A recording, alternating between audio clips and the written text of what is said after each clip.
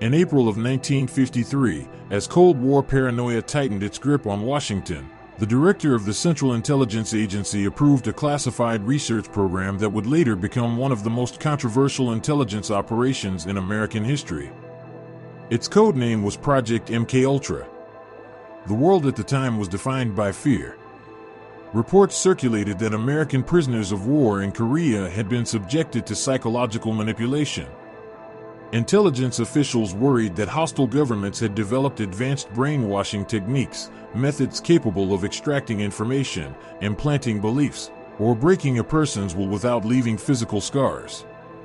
To U.S. officials, the threat was existential. If the human mind could be weaponized, then the battlefield was no longer geographic, it was neurological. MKUltra was created to explore whether behavior could be controlled, altered, fragmented, or erased.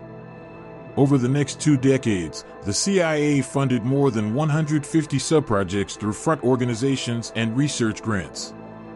Universities, hospitals, prisons, and pharmaceutical companies were unknowingly connected to intelligence research. Many scientists conducting the studies did not realize the true source of their funding. In some cases, even the subjects themselves were unaware that they were part of an experiment.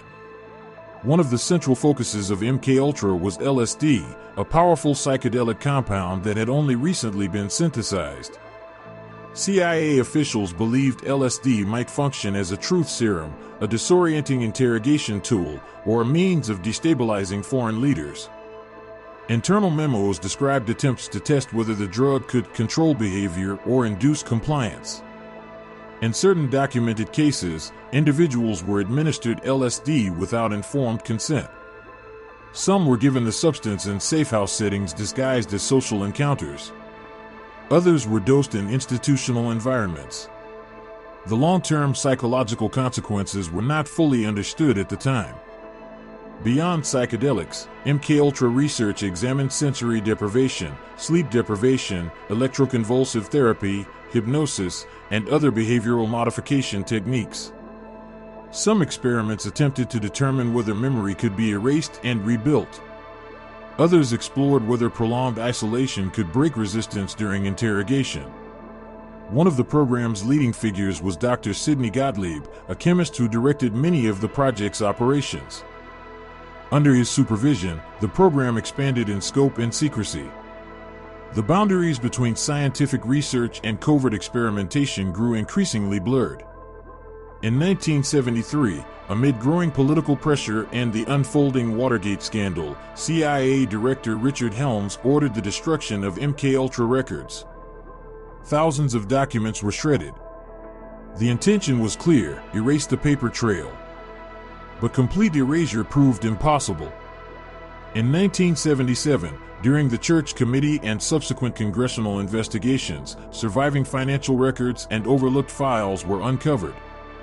These documents confirmed that the CIA had engaged in human experimentation without proper consent and with minimal oversight. What remains uncertain is the full extent of the program. Because so many records were destroyed, historians can only reconstruct fragments. The confirmed evidence reveals a pattern of secrecy, ethical violations, and institutional justification framed under national security. Over time, MKUltra became a foundation for speculation.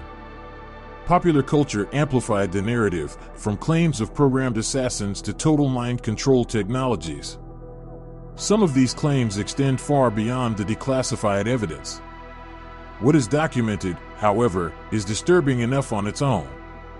A government intelligence agency funded psychological and chemical experiments on human subjects.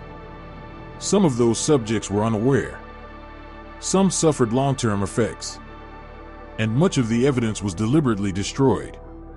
Project MKUltra officially ended in the early 1970s. But the questions it raises remain unresolved. When fear justifies secrecy, how far will institutions go? And once ethical boundaries are crossed in the name of security, can they ever be fully restored? The Cold War may have ended, but the debate over power, control, and accountability never did.